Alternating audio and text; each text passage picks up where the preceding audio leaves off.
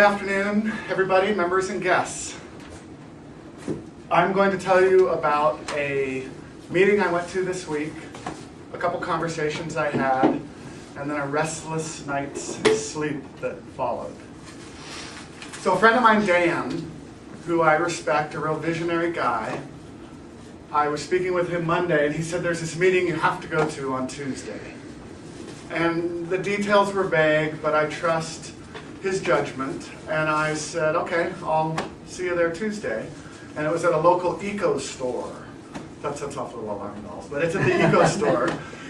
And he had this great vision of what an eco store could be, a hub, a meeting place, a resource center where people could come hook up with other people and exchange goods and services and barter, and just a place of connection. Since it's a retail shop in a ritzy town, I was a little skeptical. But we got to the meeting and met a guy named Jeff. Jeff was in charge of the meeting, and Jeff was there to promote a movie that he was going to come show. And the movie is called Bag It. And this movie won Best of Show or whatever at the recent Blue Ocean Film Festival in Monterey. And he was so inspired he wants to bring it back. It's going to be at the Golden State Theater Friday, November 19th. And it's going to be a fundraiser for Surfrider Foundation, if they happen to come out ahead. And they're focusing in on the kids, and they want to make it a wholesome family thing. So it's great. Jeff works at the dump, so recycling and plastic are big issues for him. Unfortunately, the eco store lived up to my expectations. It was full of plastic gadgets that replace throwaway plastic gadgets. And they've got to pay the rent, so they sell a bunch of stuff. And personally, I believe half measures and business as usual aren't going to get us where we need to go. Which segues into a conversation I had this week with a guy named Ron. And Ron, we were commenting on the 10% unemployment rate. And Ron is of the opinion that it's going to be 20%, and then it's going to be 30%. And people are going to say, why didn't anyone warn us?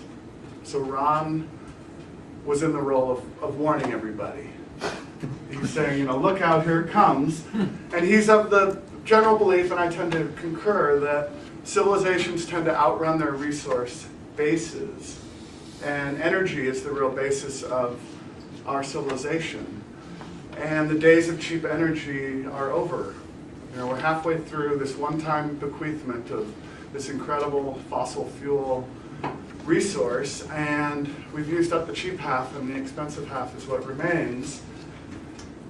And our civilization just won't run on high energy prices. Food, water, transportation ain't going to happen. The economy will reset. Quick economics lesson. Supply and demand meet at a price point. And if that price point is unable to go higher, you get demand destruction. And demand destruction takes the form of unemployment, car companies going down, new houses not being built, airlines going under, anything to reduce energy usage to balance out that supply and demand relationship. So France is a disaster right now.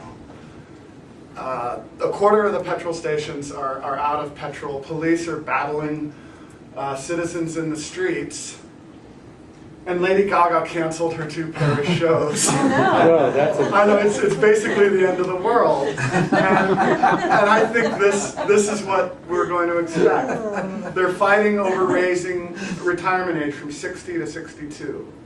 That's what it's all about. As local governments are broke, state governments are broke, and our federal government is broke, people are pushing for lower taxes. I don't see how we're going to avoid a lot of similar situations. In France, they still know how to strike. Here, we lost that. The capitalists won. The last time anyone went on strike, Reagan fired them all. So now we're a nation of rugged individualists.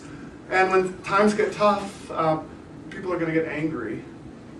And what happens in those cases is we blame the other. We blame the new people, we blame the immigrants.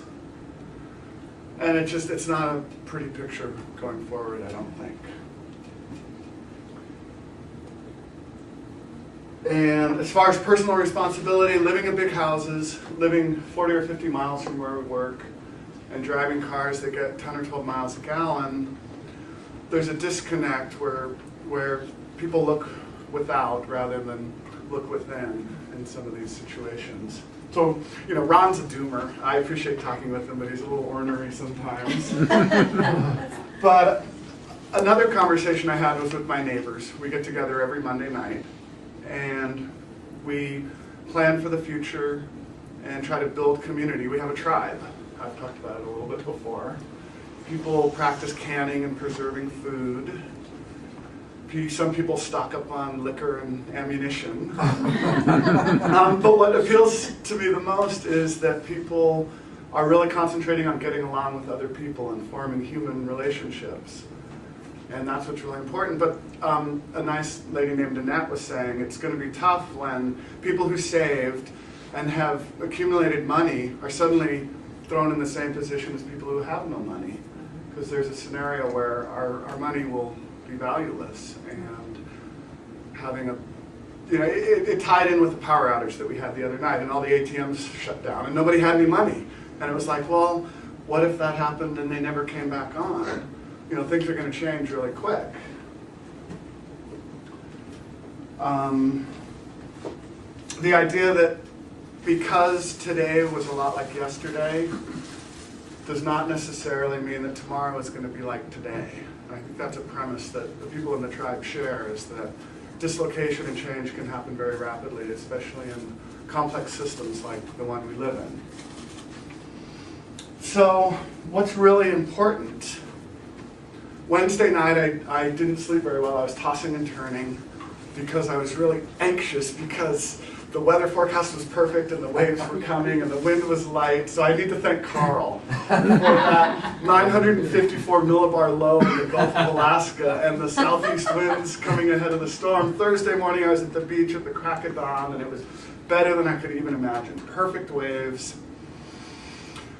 So air and water, food, clothing, and shelter, and sharing love with the people around us are the really important things. Thank you, Juliet.